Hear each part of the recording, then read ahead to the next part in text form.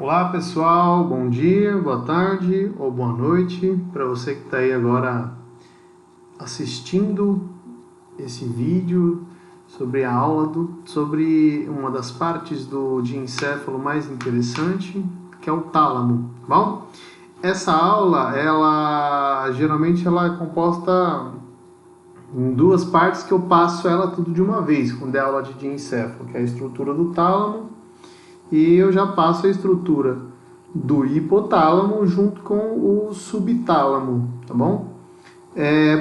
O subtálamo e o epitálamo. Porém, como não vai... geralmente fica muito grande, dá mais de uma hora, eu resolvi separar. Então, estou gravando... Primeiro eu vou gravar a aula de tálamo, depois vocês vão ver uma segunda aula que vai ser chamada assim de estrutura do hipotálamo, tá bom? Mas junto com o hipotálamo vem o epitálamo também, tá? O epitálamo e vem também o subtálamo. O subtálamo é bem pouquinho, tá bom? Então, vamos lá. Saindo desse primeiro slide aqui, da estrutura do tálamo, é extremamente importante que vocês compreendam bem algumas relações do tálamo, tá? Com as estruturas do sistema nervoso. Como, por exemplo, quais são as estruturas que estão ao redor do tálamo. Deixa eu só ver se está gravando direitinho, tá? Muito bem, então sai daqui desse slide, ótimo. Então a gente chega nesse primeiro slide aqui, ó, que nós temos o seguinte, né? Isso aqui é a representação do tálamo de acordo com a visão do Netter, né? Então ele representou um tálamo de um hemisfério cerebral unido com o tálamo do outro hemisfério cerebral. Então, o que você consegue notar? Primeiramente que o tálamo tem uma forma de uma bola de futebol americano, né? Então, vai ter essa forma ovalada aí, com duas extremidades bem aparentes quando você isola ele, tá? Claro que quando você observa no sistema nervoso, você não consegue notar com tanta distinção assim, claro, né? Nada que uma figura para poder nos ajudar. Mas o tálamo ele é uma região bem grande, então vocês vão notar, por exemplo, em exames de imagem, que ele é uma grande referência ao redor ali do terceiro ventrículo, tá? Inclusive, um dos parâmetros para você reconhecer estruturas em sistema nervoso, em secções transversais ou axiais, se você preferir, né? O termo axial, para você encontrar, principalmente quando são secções assim, que está muito próximo de núcleos da base, você encontra bem o tálamo, ele é bem distinto, tá bom?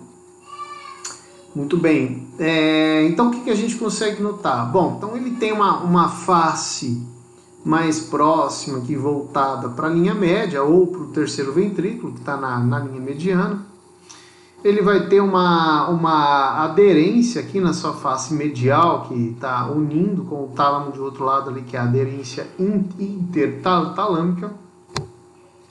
Eu consigo notar que o tálamo, além dessa face medial, ele vai ter também uma face lateral, e quem determina essa face medial e face lateral vai ser isso aqui, essa substância branca que está cortando o tálamo ao meio, ó. Inclusive aqui nessa linha tracejada, o Netter fez esse esquema que vocês estão observando aqui ao lado, né? Então tem uma substância branca que atravessa o tálamo de fora a fora, ó. Então ela vem de posterior. Quando chega mais ou menos na altura média dele, ela se divide em dois, ó. Então ela encapsula as regiões talâmicas, né? Então que interessante, né? Então ela separa aqui o que seria a região lateral, o que seria a região medial, e ainda promove uma distinção do seu polo mais anterior aqui, da sua face mais rostral, tá bom? E também fica distinto aqui a face mais posterior do tálamo também, bom? Essa substância branca, ela tem um nome, é chamada de lâmina medular interna. Então essa lâmina medular aqui que está cortando. Aqui. Bom, o que é essa lâmina medular, né? Aqui você tem fibras indo e vindo no próprio tálamo. Então são axônios que estão cruzando o tálamo, ora são aferências e eferências dos próprios núcleos talâmicos, tá bom? Além dele ter essa questão anatômica de segmentar os núcleos talâmicos, né? Ele ainda tem a função de conduzir informações intratalâmicas.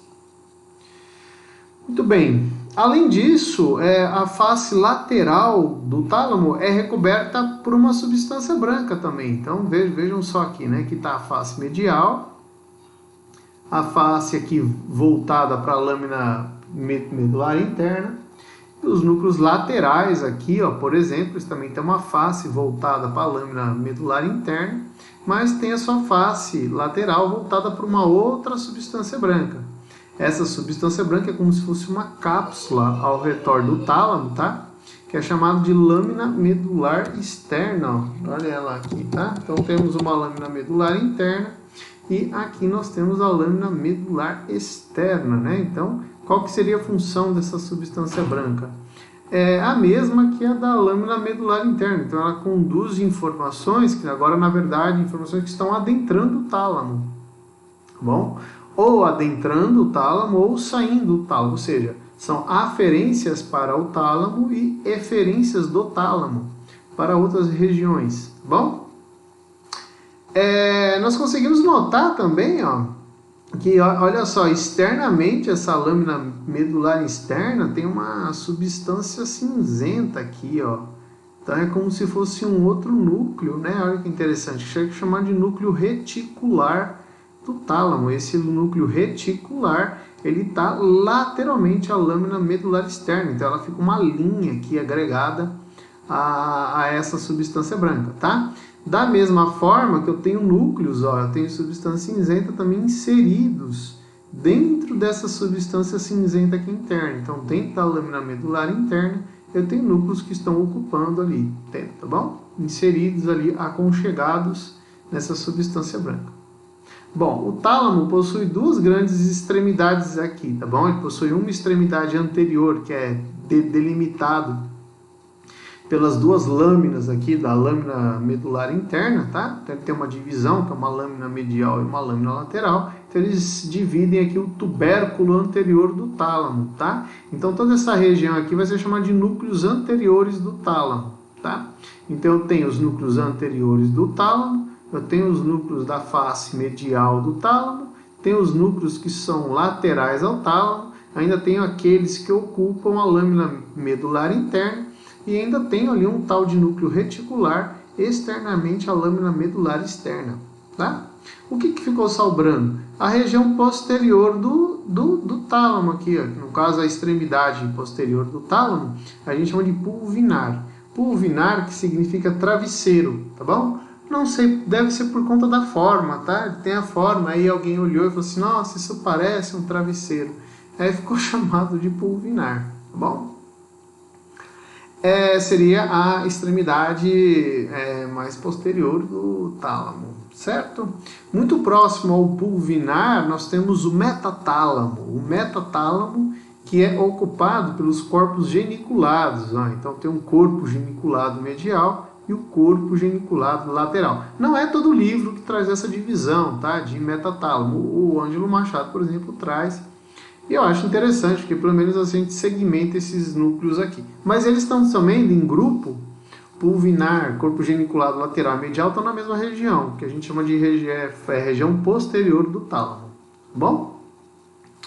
Muito bem. Daqui a gente pode partir agora para uma outra vista aqui. Isso aqui é uma vista chamada de vista medial. E nós vamos ver, observar agora 4 níveis de secção do tálamo, tá bom? Então aqui é uma imagem de um diencéfalo, ó. Tem um diencéfalo que é o tálamo e aqui é o hipotálamo. E nós vamos ver sequências de secções frontais do diencéfalo, tá bom? Nós vamos reconhecer algumas estruturas ali. Como eu comentei com vocês, falando sobre tálamo, tá? É muito interessante observar que as estruturas do diencéfalo têm uma relação muito grande com o terceiro ventrículo. Então, eu sempre vou notar essa cavidade aqui, que está na linha mediana, que vai atravessar praticamente o diencéfalo de fora a fora. Eu tenho o terceiro ventrículo, tá bom? Muito bem, abaixo do terceiro ventrículo, nesse nível que é mais rostral aqui, eu estou observando o trato óptico, tá? Já estou observando o trato óptico, mas também teria o quiasma óptico. O quiasma seria a região um pouco mais rostral ali, tá bom? O que é interessante notar? Vocês vão notar que essas duas massas bem grandonas aqui na face dorsal, dorso lateral aqui do tálamo, né? Então ele ocupa uma região dorso medial e uma região dorso lateral, né? Olha que interessante. Tudo isso aqui é o tálamo, tá bom? Essa substância escura que está aqui, na verdade, é substância branca, né? Ela só está escurecida pela impregnação aqui de esse tipo de coloração aqui para deixar a substância branca escura, tá? Então a cinzenta acaba ficando delimitada. Então, o que eu tenho aqui? Isso aqui é a cápsula interna, tá bom? Ou a perna posterior da cápsula interna, tá bom? E aqui nós temos o tálamo. Aqui, ó, você consegue notar que o tálamo, ó, nesse caso, tem um núcleo aqui que é chamado de núcleo anterior. Ó. Então, por exemplo, o tubérculo anterior do tálamo estaria bem aqui, ó, tá bom? Por exemplo, ó, aqui está o núcleo anterior do tálamo, tá? Então dá para representar aqui o tubérculo anterior, tá? Fica bem aqui nessa região aqui, ó. E, lateralmente aí tem um outro núcleo, que seria um núcleo anterior aqui, ó, núcleo ventral anterior do tálamo, tá bom? Que está em um outro grupo. Entre eles, vocês estão vendo que tem uma substância branca aqui, ó. Isso aqui faz parte dos núcleos ventrais, né? Você está vendo que tem uma substância branca entre eles? Então, isso aqui é a lâmina medular interna, tá? Então, ela separa os dois aqui, ó. Então, ela separa esse tubérculo anterior aqui desse núcleo aqui, que é o ventral anterior, tá? Só para demonstrar para vocês. Nesse corte também é possível observar estruturas do próprio hipotálamo, tá? Hipotálamo medial, tem fórnice e algumas outras coisas.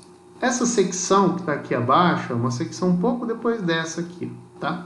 Aqui eu já consigo observar, por exemplo, terceiro ventrículo, eu sempre observo, os forames de Monro, que estão aqui também, ou o forame interventricular, temos os ventrículos laterais. Todas essas estruturas que estão aqui eu também observo nesse corte aqui, tá? O ventrículo lateral, a porção central, né, do ventrículo lateral aqui, e o forame interventricular, certo? Nessa imagem aqui, porém, eu não vejo mais as estruturas ópticas aqui na face ventral, mas eu estou observando os corpos mamilares, tá? Eu observo aqui também, isso é uma altura já de mesencéfalo, então o tálamo já está bem caudal aqui. O que eu quero mostrar para vocês? Aqui fica bem nítido, ó. Por exemplo, a lâmina medular interna, ó. Olha ele aqui, ó, tá? E essa lâmina medular interna, ela separa aqui a substância, os núcleos mediais dos núcleos laterais, tá bom? Então ela está separando. Então nessa altura estaria mais ou menos aqui, ó, lâmina medular interna. Então estaria bem nessa altura aqui, já bem caudal, tá? Certo? Mas para que vocês consigam notar que existe essa lâmina aqui. Da mesma forma, ó, eu pus esse corte aqui também porque ele demonstra a lâmina medular externa. Ó. Nem sempre é possível ver. Lembrando que isso aqui é uma secção que foi corada, tá? Então, sem ela estar corada, a lâmina medular externa é bem difícil de ver, tá bom? Agora, a lâmina medular interna é possível ver até em ressonância magnética. Dependendo de como tiver o grau de contraste, você consegue observar bem, tá bom? Muito bem, tem algumas outras secções aqui também, ó. Já tá bem caudal aqui já, ó. Já são cortes, já que eu já consigo observar aqui, por exemplo, observando os núcleos mediais, dos núcleos que são mais laterais, tem a lâmina medular interna aqui, ó, junto com o núcleo reticular, olha só. lâmina medular externa com o núcleo reticular do tálamo, tá bom? Muito bem. Nesse corte aqui, que é um pouco mais ventral, dá para distinguir, ó, o pulvinar, ó, por exemplo, ó, é a região medial dele da sua região mais lateral, tá? Então, o pulvinar é tão grande que dá para ser dividido aqui. O que eu consigo notar aqui, nessa região que é a mais posterior? Eu já não tenho mais a lâmina medular interna, então é como se tivesse já bem, tá demonstrando bem aqui atrás, só tem só um pedacinho dela, tá? Para não dizer que não tem. Na verdade tem, mas tá bem pequenininha, é uma substância branca bem pequenininha, tá? Aqui tem bastante mesencéfalo aqui, né? Tem o terceiro ventrículo aqui, ele tá virando o aqueduto mesencefálico, ó. Já tem temos o núcleo rubro, a substância negra e o pedúnculo cerebral, tá? Muito bem. Fazendo agora, observando em um corte transversal, tá? Aí aqui, ó, olha que interessante, ó, dá para notar aqui, por exemplo, ó, ventrículo lateral, né, os ventrículos laterais, o corno anterior dos ventrículos laterais, o forame interventricular e o terceiro ventrículo. Medialmente, no terceiro ventrículo, eu encontro o tálamo, ó, olha ele aqui inteirinho, ó. Inclusive, ele até distingue, ó, núcleos laterais do tálamo dos núcleos mediais e núcleos anteriores do tálamo. Olha o anterior aqui, ó, e os núcleos mediais do tálamo, tá bom? Mediais, no caso, até aqui, daqui para trás já é o pulvinar, ó. Certo? Aqui a cápsula interna, ó, separando de fora a fora o tálamo dos núcleos da base, como a cabeça do núcleo caudado e o putame. Tá? Perna anterior da cápsula interna, o joelho e a perna posterior da cápsula interna. Então, o tálamo ele possui relação com as três partes da cápsula interna. Então, inclusive, ele se utiliza da cápsula interna para emitir as suas fibras até estruturas telencefálicas. Ok? Isso aqui é uma secção de imagem de ressonância magnética, ó, ponderado em T2. Né? Em T2, os ventrículos estão brilhando, ó, e a substância branca está escura, ó, e a substância cinzenta está bem clarinha. Tá? Isso é o ponderamento em T2. Para destacar, a substância branca ficou escura, então dá para ver a cápsula interna, dá para ver o tálamo, olha o tálamo aqui, olha o terceiro ventrículo, os ventrículos laterais, e a lâmina medular interna, olha ali, ó, separando, por exemplo, os núcleos mediais de núcleos laterais, tá? Então, por isso que eu estou falando, o tálamo é uma estrutura bem evidente, assim, em secções em exames de imagem, tá bom? Ele é um bom parâmetro para você encontrar as estruturas mediais, as estruturas medianas, os núcleos da base, né? Certo? Muito bem. Esse núcleo, esse slide aqui era mais para comentar se estivesse faltando alguma coisa, mas eu acho que eu já dissequei ele bem, já falei bem sobre ele. Existe uma relação de intimidade entre o tálamo e a cápsula interna, que eu queria demonstrar com essa imagem aqui, ó. Então, nós temos aqui uma representação de uma dissecção profunda da substância branca cortical, né? E aqui nós estamos observando a cápsula interna e aqui alguns outros giros, né? Como o giro pré-central. E a formação aqui do trato córtico espinal, tá? Que está demonstrando que ele está descendo aqui. Então ele vai passar também pela cápsula interna, tá? É isso que ele está querendo dizer. Então quando você retira a cápsula interna, aí que você vê o tálamo, tá? Então se você continuar dissecando ali e te levantar essa substância branca que está aqui, que é a cápsula interna, no caso o ramo anterior, né? Aqui temos a parte do joelho, você vai conseguir notar o tálamo que está bem aqui atrás. Tá? Isso é bem legal. Muito bem. Então, pessoal, agora, a partir de agora, eu vou explicando região por região, tá bom? Tá mais por região, tá? Não é muito núcleo para núcleo. Muito bem. Núcleos talâmicos do grupo anterior. Ó. Vamos ver o que nós vamos encontrar aqui. Bom, entre os núcleos anteriores são aqueles que ocupam o tubérculo anterior do tálamo, tá bom? Então são os núcleos do tubérculo anterior, tá? O limite vai ser sempre essa bifurcação aqui em Y, tá? Da lâmina medular interna, tá? Então é desses daqui que eu estou querendo dizer. O que eles participam? Bom, o tubérculo anterior do tálamo, os núcleos ali, ó, os núcleos talâmicos anteriores, certo?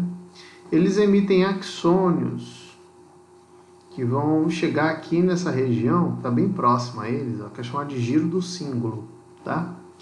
E dentro do giro do cíngulo tem uma substância branca que vai fazer uma volta aqui, ó, para chegar até os corpos mamilares ali, tá? Que tá no hipotálamo. Na verdade, não, perdão. Os corpos mamilares não, para chegar aqui no hipocampo, desculpa, tá? E o que acontece? Existe uma conexão entre os núcleos anteriores e o córtex do giro do cíngulo. As células do córtex do giro do cíngulo, elas vão trafegar, dando essa volta aqui, ó, para chegar até aqui no hipocampo. Ó. Então tem o córtex entorrinal, tem o hipocampo, o entorrinal está ao redor aqui do hipocampo, tá bom? Chega aqui no hipocampo, faz conexão com essas células, e daqui os axônios dessa região, desses neurônios piramidais aqui, ó, eles vão trafegar indo em direção aos corpos mamilares. E para isso eles vão dar a volta aqui ao redor dos ventrículos laterais, ó, e vão formar o fórnix, tá bom? É fórnix, não é formix, tá bom? Então eles formam o fórnix, que vai dar aqui a volta, ó, vai chegar até aqui os corpos mamilares. Dos corpos mamilares eu vou ter projeção das células daqui, eferências indo em direção aos núcleos anteriores do tálamo. E aí começa essa reverberação aqui, tá bom? Informação daqui vai para o córtex do giro do cíngulo, as células os seus axônios trafegam até o hipocampo, do hipocampo recebe essa informação, interpreta e passa para o hipotálamo, corpos mamilares e assim por diante. E isso faz parte de um circuito muito antigo, que foi um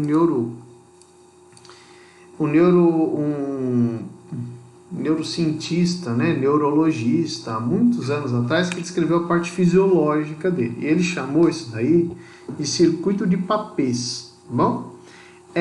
Porém, essa anatomia dessas estruturas já tinha sido descrito antes do próprio Papez, tá?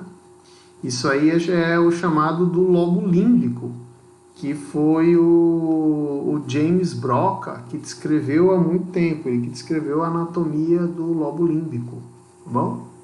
E você consegue dissecar todas essas estruturas que ele já tinha demonstrado essas conexões de forma anatômica, porém ele só fez suposições do que seriam essas funções, mas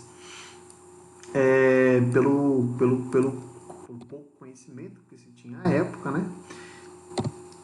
Mas hoje se sabe que esse circuito aqui está envolvido em muitas funções, tá? No caso, ele é chamado de circuito de Papez, estaria envolvido com memória e comportamento emocional, tá? Mas isso é a parte mais rudimentar dele, tá bom? Isso seria a parte mais simples. Ele é envolvido com muito mais outras funções, tá bom? Muito bem. Bom, esse aqui é um esquema que demonstra o seguinte, né? Então, o autor, ele pegou aqui, ele fez uma representação do tálamo e fez a representação da área talâmica no córtex cerebral, né? Então ele demonstra que os lobos, os giros, em qual região do cérebro que encontra a conexão com um determinado núcleo talâmico, tá bom? No caso aqui, então vamos pegar aqui, ó, o grupo do tubérculo anterior, aqui, os núcleos anteriores. Então vai em direção para onde? Ó, do giro do cíngulo, ó. Vai em direção ao giro do cíngulo. Recebe informação do trato mamilo-talâmico. Advindo não, ele recebe informação do fórnice e conduz essa informação até o tálamo por meio do trato mamilo-talâmico, tá bom? É isso que ele está querendo dizer. E qual região que chega essa informação? Chega aqui, ó, tá pontilhado aqui no tubérculo anterior do tálamo, então ele vai estar pontilhado aqui ao redor do giro do cíngulo, tá bom? Então o giro do cíngulo é responsável por receber essa informação talâmica, tá bom? Muito bem.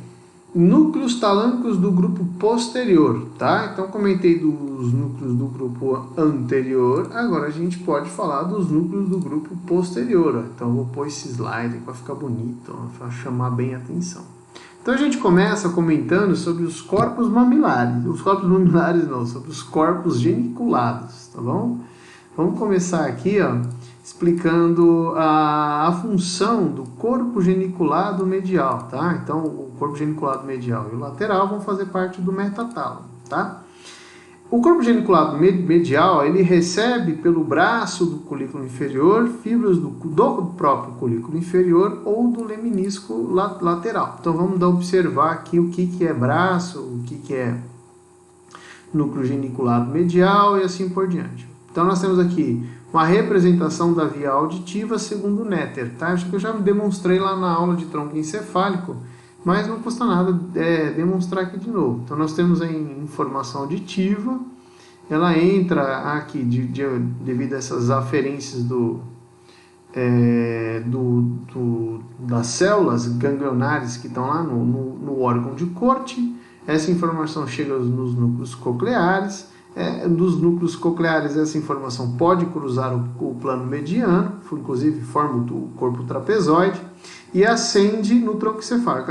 Tem fibras que cruzam o plano mediano, fibras que não cruzam o plano mediano. Ambas formam um leminisco, que é chamado de leminisco lateral. Então elas trafegam o tronco encefálico como um leminisco. Algumas delas terminam aqui no colículo inferior, algumas, tá? Algumas, não são todas. Outras vão diretamente para o corpo geniculado medial. De qualquer forma, o colículo inferior retransmite essa informação para o corpo geniculado medial. E do corpo geniculado medial, essa informação ela vai trafegar até a área acústica primária, bom? Que está lá no córtex do lobo temporal, tá? Ou no giro transverso também. Que a gente consegue observar aqui nesse esqueminha do Netter, então que está afastado do ventrículo lateral, e eu consigo notar aqui, bom? É isso que ele faz, tá? Então o corpo geniculado medial ele retransmite a informação oriunda dos colículos ou do próprio leminisco lateral e manda isso para o córtex cerebral, certo? A via auditiva ela é toda tonototópica, tá? Então, ou seja, cada condução dessa, cada via, cada conjunto de axônios está conduzindo ali um determinado tom, tá bom? Então, eu tenho ali, eu tenho células, eu tenho informação de tons mais baixos, tons mais médios e tons mais altos. Essa representação eu vejo desde a cóclea. Então, a cóclea tem essa mesma organização e as aferências da cóclea vão se retransmitir em toda a via auditiva. Então, nos núcleos cocleares, colículo inferior, corpo geniculado medial e córtex auditivo primário, tem também uma organização tonatotópica, tá? De acordo com o que está vindo de aferência auditiva, certo? Não se esqueçam disso aí, isso é muito importante lembrar. Tá bom? Então, já expliquei aqui, passamos, lembrando que a informação auditiva oriunda de um lado ativa ambos os córtex, tá bom? Porque ela cruza o plano mediano ou não. Muito bem. E o corpo geniculado lateral? Enquanto o corpo geniculado medial está envolvido com vias auditivas, o corpo geniculado lateral está envolvido com vias visuais, tá bom? Então, ele é um núcleo composto de várias camadas. Ele é como se fosse um núcleo com aparência de córtex, tá? Ele é formado por 6 camadas concêntricas de substância branca intercalada com substância cinzenta. Então, aonde que ele está aqui, ó? Tá? Então, ele está nessa representação, ele está bem aqui. O corpo geniculado medial fica representado bem aqui. Esse aqui seria onde? Ó, aqui está o pulvinar do tálamo. Aqui está a representação dos colículos, tá bom? Aqui está a representação da glândula pineal. Aqui estão os colículos, tá? O corpo geniculado lateral, ele recebe fibras do trato óptico, então, da retina. Então, eu tenho aqui a representação da formação do nervo óptico. A retina, ela tem 2 faces, tá? A retina, ela tem uma face mais próximo do nariz, que é chamada de retina nasal ou retina medial. E ela vai ter uma outra face aqui também, que é chamada de retina temporal, tá bom? Por que existe diferença? Porque o olho, ele tem essas células dispostas ao redor aqui, em uma camada própria para elas, tá?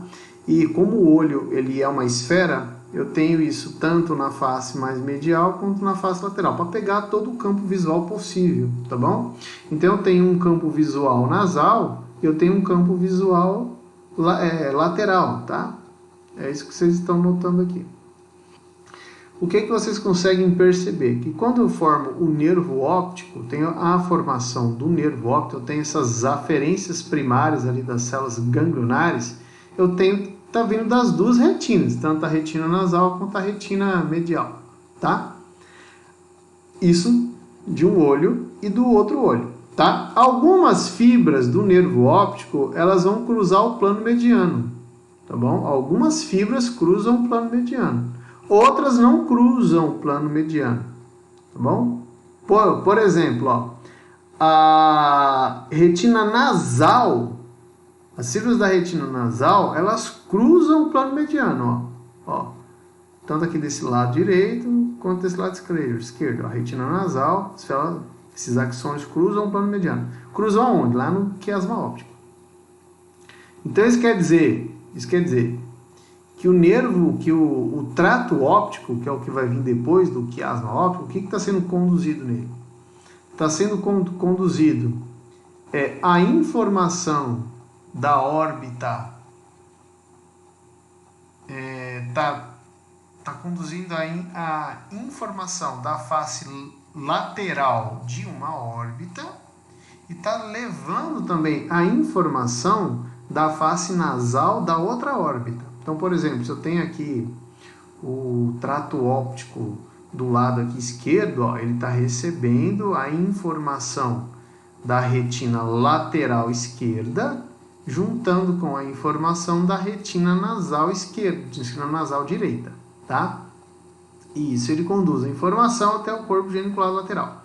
O que está recebendo desse outro lado aqui, do lado direito? A mesma coisa. Então, desse lado, as fibras que não cruzam, as fibras que nunca cruzam são as da face lateral, tá bom? Então, ele está recebendo aqui a retina lateral ipsilateral com a retina nasal contralateral, tá bom? Que cruzou o plano mediano para poder juntar aqui, certo? Por que eu tenho isso? Por conta de campo visual, tá? Porque ambas as retinas, ó, essa retina lateral com essa retina aqui nasal, elas vão pegar um determinado campo visual, tá? Assim como acontece com o outro lado, tá? Isso é conduzido para o corpo geniculado lateral, certo? E do corpo geniculado lateral, eu vou ter essas células, elas vão conduzir por meio de aferências, né, até o córtex visual primário, que a gente chama de radiação óptica, tá? Então, essa radiação óptica é a condução de informação visual oriundo do núcleo geniculado lateral, tá bom? E essa informação chega lá no córtex visual primário. Quando essa informação ela chega lá, o córtex aí ele vai trabalhar com a parte interpretativa daquilo que você está vendo. Na verdade, o córtex visual primário ele só recebe flashes, luzes, um sinal de que tem uma imagem. Mas depois essa informação ela é condutiva para áreas de interpretação, tá? Aí eu vou ter de fato o que vai me dar um contexto daquilo que eu estou vendo, tá bom? Certo? Então, recebe fibras do trato óptico da retina, cerca de 90% delas, e projeta fibras pelas radiações ópticas para a área visual primária, primária do córtex occipital. Ah, professor, mas o senhor tinha falado que ele também recebe informação do colículo superior. Sim, recebe, que ele recebe fibras do trato óptico, cerca de 90% dele. Mas eu tenho muita informação, por exemplo, que vai passar pelo colículo superior e depois vai vir para o corpo geniculado lateral, tá bom? E essa informação ele também acaba recebendo, porque ele vai retransmitir essa informação para o córtex, tá? O que o colículo superior, isso aqui o que o colículo superior ele vai participar, né? De muitas vezes reflexas, mas para isso ele também vai precisar conduzir alguma parte dessa informação para o núcleo corpo geniculado lateral e daqui ir para o córtex visual primário, tá bom? Muito bem. O pulvinar do tálamo, né? Então ele também tem uma participação importante aí em algumas atividades. Então ele recebe aferências do córtex visual primário e do colículo superior. Então aqui o pulvinar, está bem aqui, né? Pulvinar nessa representação. Temos o colículo superior que está aqui, E esse aqui são as informações do nervo óptico. Então você está vendo aqui, tem informações do nervo óptico, tem o nervo óptico, que já é o trato óptico, tá? Tem o quiasma e o trato óptico. Então aqui eu tenho informação que está vindo direto da veia auditiva para cá, para o corpo geniculado lateral, tá bom? E daqui eu vou ter informação pela radiação óptica lá para o córtex visual primário. Radiações ópticas e tal, ok? Mas notem que a via visual, ela não para aqui no corpo geniculado lateral, ela continua trafegando, ela está vindo aqui, por exemplo, para o colículo superior, olha só, informação visual vindo aqui para cá. Eu tenho informação que está vindo, por exemplo, aqui, para o núcleo do trato óptico acessório, que vai funcionar em outras vias reflexas, tá? Então você vê que assim, a informação visual não acaba aqui, ela segue principalmente para o tronco encefálico, que tem inúmeras funções reflexas aí, certo?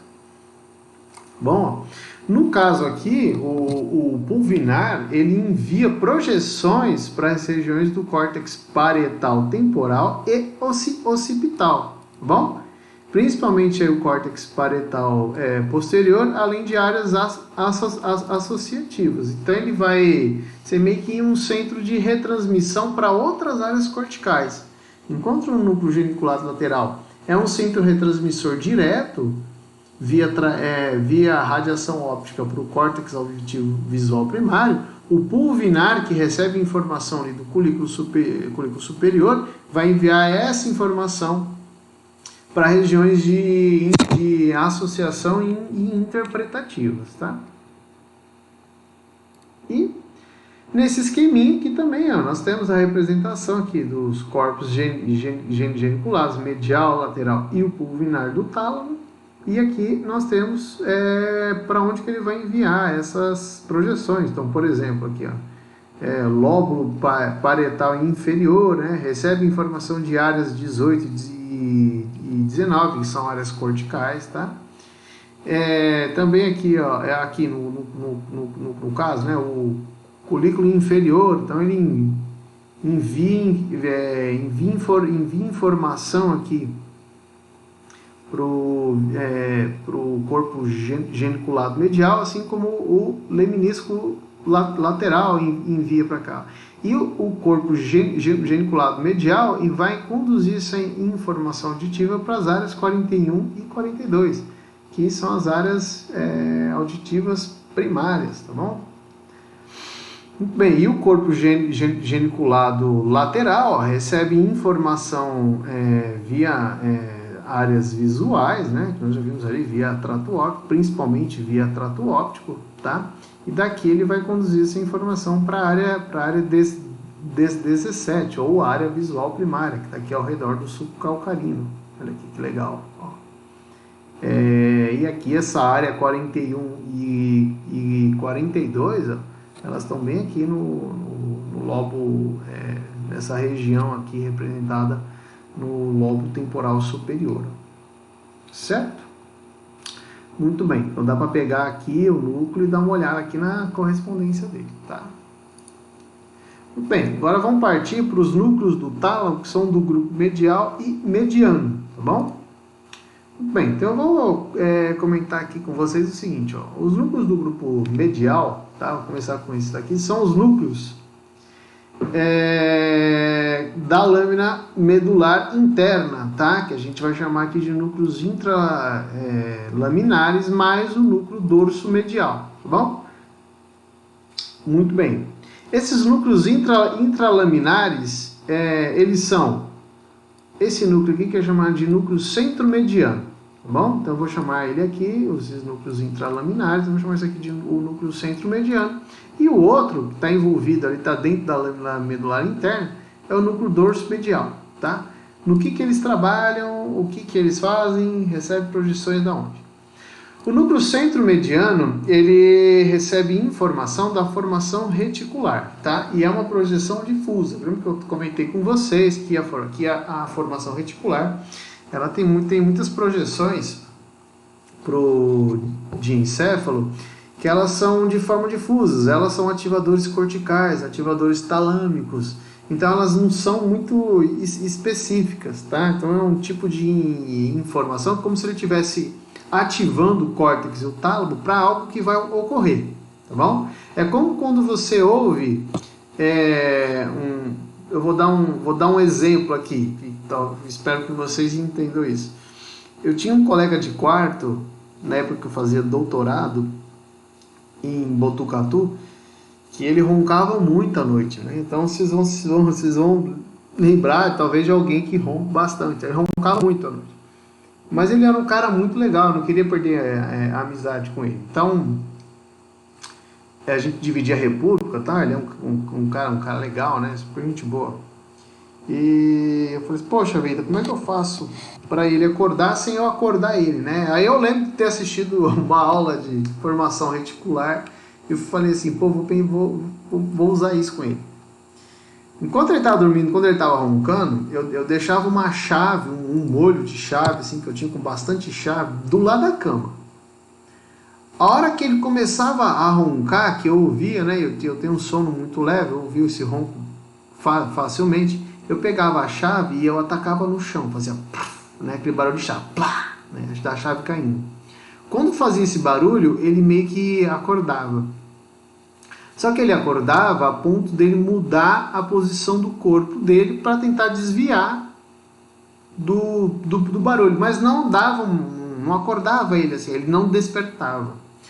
Por quê? Para você despertar, você tem que ter um som auditivo num limiar mais alto para você conseguir ativar o córtex. No caso, esse era um tipo de som que ele entrava, mas ele não tinha capacidade de despertar o córtex cerebral. Era um tipo de som que ativava a formação reticular do tronco encefálico. Só que essa informação do tronco encefálico, ela é muito difusa. Ela vai para qualquer área do córtex. É como se estivesse avisando assim, olha, vai acontecer alguma coisa, veio um som, e talvez você tenha que acordar. Mas o córtex não acorda, porque você tem que manter esse estímulo, tá bom? Aí eu tentei fazer isso várias vezes. Assim, vou tentar fazer até ele acordar. Aí eu vi que tinha um limiar, que eu conseguia fazer ele acordar, né? Mas depois eu parei de acordar ele, coitado, porque ele é um cara legal. Mas serviu de experimento. Então a formação reticular, ela vai ter vias catecolaminérgicas, dopaminérgicas. Elas vão acabar ativando áreas do tálamo e o próprio córtex cerebral, mas de forma muito difusa, não muito específica, tá bom? É isso que eu estou querendo dizer. Então, quem participa disso? O núcleo centromediano. Então, ele recebe essa informação da formação reticular e daqui ele envia essa informação ao córtex cerebral. Esse sistema que vem lá da formação reticular, a gente chama de SARA, que é Sistema Ativador Reticular Ascendente, que é um grande ativador cortical, tá? Então, ele sobe via formação reticular devido a algum estímulo que passou pelo tronco. Esse estímulo passa pelo núcleo centro-mediano ativa o córtex, tá bom? E o núcleo dorso-medial, que também está lá dentro dos núcleos intralaminares, tá? Ele recebe projeção, por exemplo, da amígdala, hipotálamo, substância negra, núcleos da base da área pré-frontal e vai se conectar com o núcleo dorso-medial, né? Então ele recebe essas informações dessas regiões e daqui ele vai conduzir essa informação. Na verdade, o que ele acaba conduzindo essa informação de volta aqui para o córtex do lobo frontal, ele envia essa informação para o lobo temporal e ele meio que faz um relé com o sistema límbico, tá? Então ele vai ter uma participação aqui muito importante com o sistema límbico, tá? Por isso que ele está envolvido com essas áreas aqui, bom? Então, o núcleo dorso medial ele é meio que uma via de ida e volta dessas regiões, dessas áreas relacionadas com o sistema límbico, tá bom? Muito bem. O grupo mediano é esse grupinho de células aqui que está ao redor da aderência intertalâmica, tá bom? Então, ele fica ao redor aqui, tá? É uma substância cinzenta periventricular, cujos núcleos também são de projeção difusa, tá? Tem conexões com o hipotálamo e vai participar de funções viscerais aí que envolvem o tálamo, tá bom? Não é muito falado, tá? Esse núcleo mediano aí, por isso que quando tem pouca informação, porque ele não foi muito estudado. O núcleo reticular do tálamo é esse núcleo que ele fica aqui onde está a setinha, né? Ele faz essa junto com a lâmina medular externa aqui, tá bom? Ele é um grande produtor de GABA. Aliás, ele é o único núcleo GABAérgico do tálamo. É o único núcleo inibitório, tá bom? Então, ele não possui conexão direta com o córtex, mas ele modula a entrada e saída da atividade dos núcleos talâmicos, né? Ele funciona como um porteiro para o córtex. Então, ele está muito envolvido nesse sistema ativador reticular ascendente aqui, tá? Então, ele consegue deprimir algumas regiões, informações que estão em tálamo para o córtex, para que você possa entrar em estado de sono. Assim como ele permite muita informação passar do córtex, do tálamo ao córtex para vigília, tá bom? Seria mais ou menos assim, tá? Então ele é meio que envolvido com o controle de sono e vigília. Mas na verdade entendam que ele modula as referências do tálamo ao córtex cerebral, tá bom? Ele é meio que um portão aí, tá? Então aqui a gente pode encontrar essa relação, ó, núcleos mediais, eles vão se projetar para o córtex pré-frontal, então dá para observar aqui, onde que está o córtex, está aqui, o córtex pré-frontal está aqui. Então eles recebem informação do complexo amigdaloide, córtex temporal e envia essa informação para lá, tá? Recebe da amígdala, córtex temporal e envia para o córtex pré-frontal, então vai participar dessa alça límbica aí. Bom, os núcleos talâmicos do grupo lateral são os mais falados, tá? São os que mais têm envolvimento funcional, é os que mais vocês vão ouvir falar, é os que mais a gente vai falar um pouquinho mais de detalhes aqui sobre eles, tá bom? Muito bem, então vamos comentar aqui, ó. Os núcleos talâmicos laterais, eles são esses que estão lateralmente à lâmina medular interna, tá? Eles são segmentados em subgrupos. Tem um subgrupo dorsal e um subgrupo ventral. O subgrupo dorsal, ele é praticamente esse núcleo grandão aqui, tá? Esse aqui é um esquema de um livro de neurociências, e ele está dividindo bem os núcleos talâmicos aí, ó. Esse aqui é o chamado de núcleo dorsolateral, tá? Então esse aqui seria o núcleo dorsolateral, tá bom? E ventralmente eu tenho os núcleos ventrais. Os núcleos ventrais, dá até para falar do núcleo dorsolateral aqui já, ó, tá? Ele tem conexões com o giro do símbolo e o circuito de Papez, então vai ter conexões com o sistema límbico, tá bom? Agora, essa faixa de núcleos aqui, que são mais ventrais, eles possuem mais funções, tá bom? Então, nós temos o núcleo ventral anterior, o núcleo ventral lateral e o núcleo ventral posterior. O núcleo ventral posterior é dividido em dois, o ventro póstero lateral e o ventro póstero medial, tá bom? Muito bem, então vamos começar falando sobre o núcleo ventral anterior, tá? Você viu que o núcleo dorsolateral, praticamente a ligação dele é com o sistema límbico. Muito bem, agora vamos falar do núcleo ventral anterior. Ó. O núcleo ventral anterior e o ventral lateral, eles são em conjuntos denominados de os núcleos motores do tálamo. Por que são núcleos motores? Porque eles têm muita relação com o componente motor do tronco encefálico e do cerebelo, e também por conta das conexões deles com o córtex motor primário e pré-motor, tá bom? Assim como o motor suplementar. Então ele recebe aferências de onde? Do globo pálido, da substância negra reticular, dos núcleos intralaminares, dos córtex pré-motor e pré-frontal, principalmente a área 6 e 8, que tem o componente motor, né?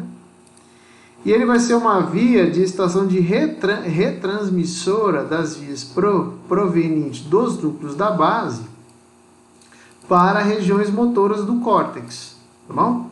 Então, ele, da mesma forma como ele recebe aferências dessas áreas aqui, ele vai se conectar com essas mesmas regiões, mas principalmente ele vai se conectar com o córtex pré-motor e o córtex pré-frontal, tá bom?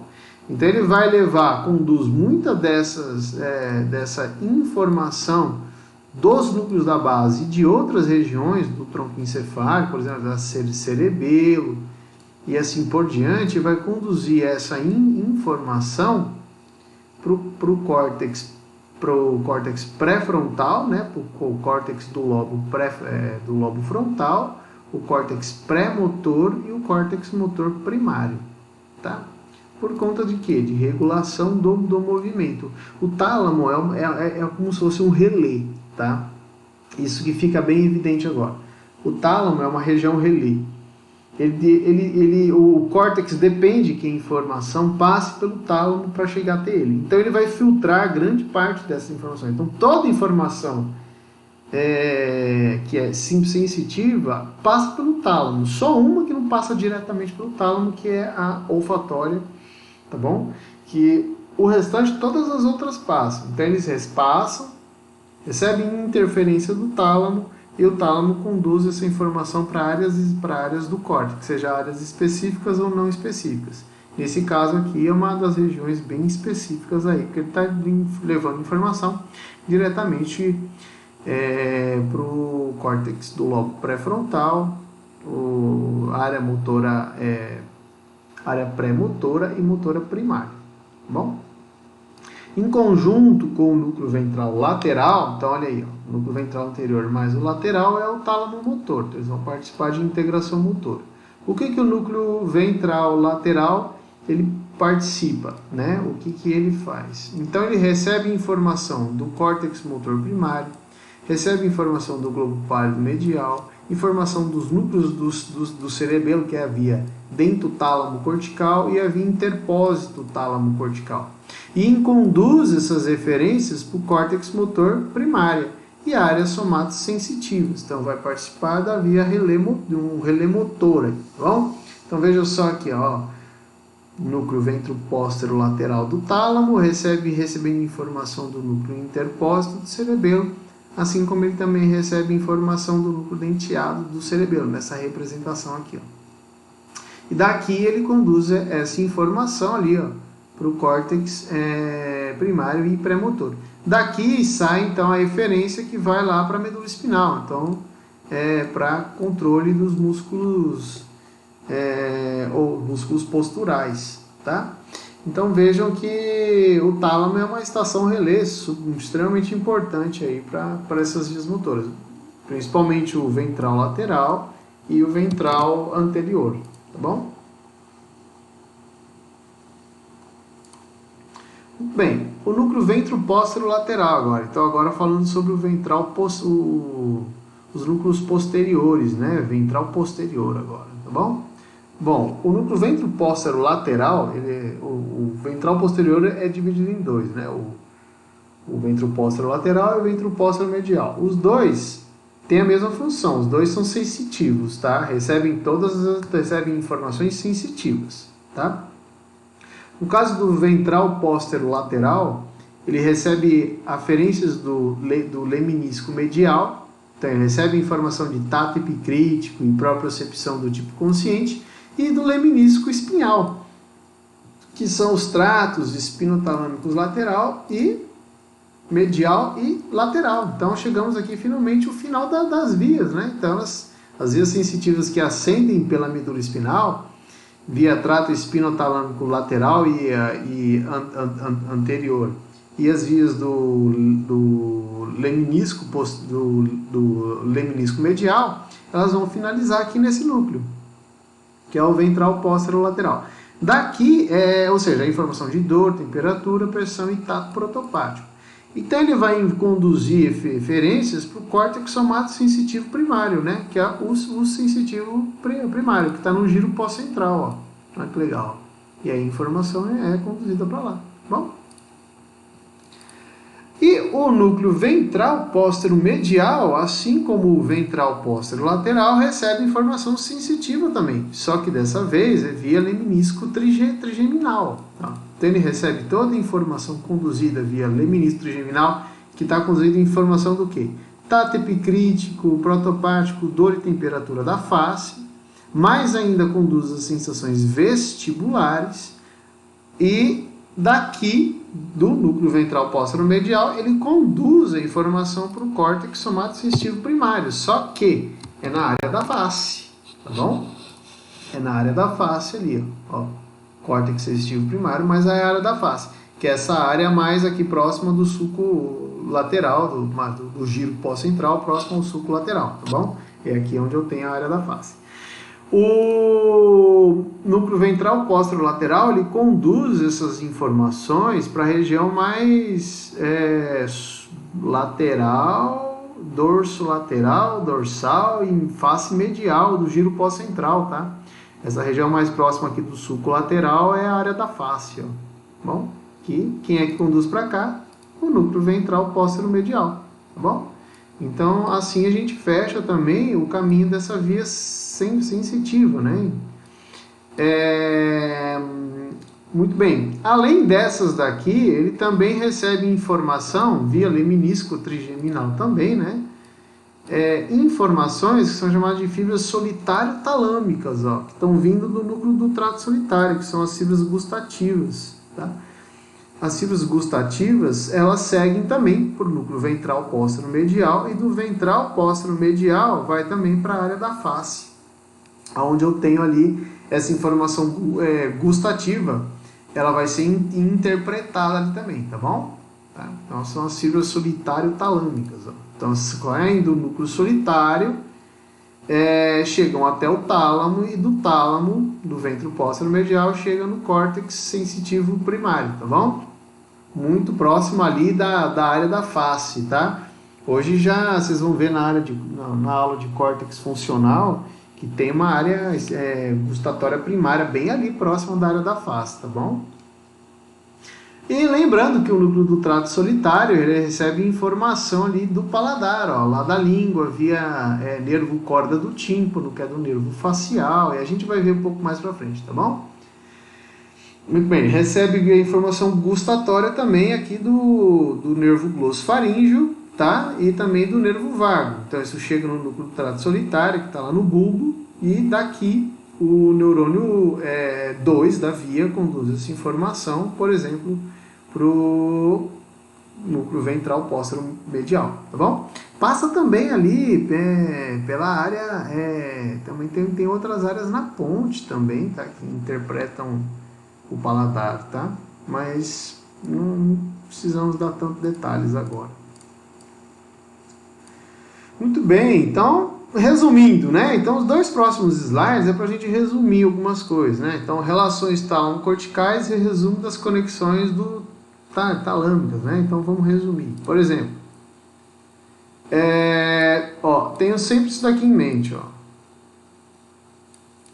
Todos os núcleos talâmicos geram projeções referentes ao córtex, formação de ida, mas também recebem aferências, que é retorno do córtex. A única exceção são os núcleos reticulares, tá? Aqueles intralaminares. Eles conduzem informação, eles têm mais eferências para o córtex do que aferências, tá bom? São dos núcleos reticulares, tá? Então eles possuem relação com os giros telencefálicos, certo? Então, ó, por exemplo, nós vimos que do grupo anterior ele se relaciona por meio do fascículo mamilo-talâmico, né? Relacionados aí com a memória. Então, por meio do fascículo mamilo-talâmico, essa informação chega no grupo anterior do tálamo e daqui vai para o giro do cíngulo para participar do circuito de Papez, tá? Da mesma forma, essa informação ela retorna. Giro do cíngulo, grupo anterior e chega no tálamo, tá bom? O grupo anterior do tálamo e do grupo anterior do tálamo isso retorna para outras regiões, tá? Então, circuito de ida e de volta. As vias, o grupo posterior, nós encontramos aí as vias auditivas e as vias visuais. Então, o núcleo geniculado lateral e o núcleo geniculado medial. O núcleo geniculado lateral, ele participa de vias visuais e o núcleo geniculado medial participa de vias auditivas, tá bom? Eles são núcleos que a gente chama assim eles são dentro de um grupo que são chamados de núcleos específicos do tálamo. Porque eles vão se projetar por meio das vias auditivas e vias visuais para áreas no córtex cerebral específicas, né? Então nós temos a área auditiva primária e a área visual primária que recebem essa informação, tá bom? Eu vou até ver se eu coloco aqui, ó, vias auditivas, né? Então assim, áreas auditivas e áreas visuais, né? Certo? Áreas auditivas e áreas visuais lá no córtex cerebral. Bom? Talvez fique mais fácil assim. Eu tenho essas aulas já há muito tempo, mas todo ano tem que dar uma organizada nelas para ficar interessante. Bom? O que mais? O grupo posterior do tálamo ali também, nós também vimos sobre o pulvinar do tálamo, tá? Então ele envia projeções, por exemplo, para áreas de associação temporoparietal e calcarino e recebe projeção dessas mesmas regiões, tá bom? São áreas de associação.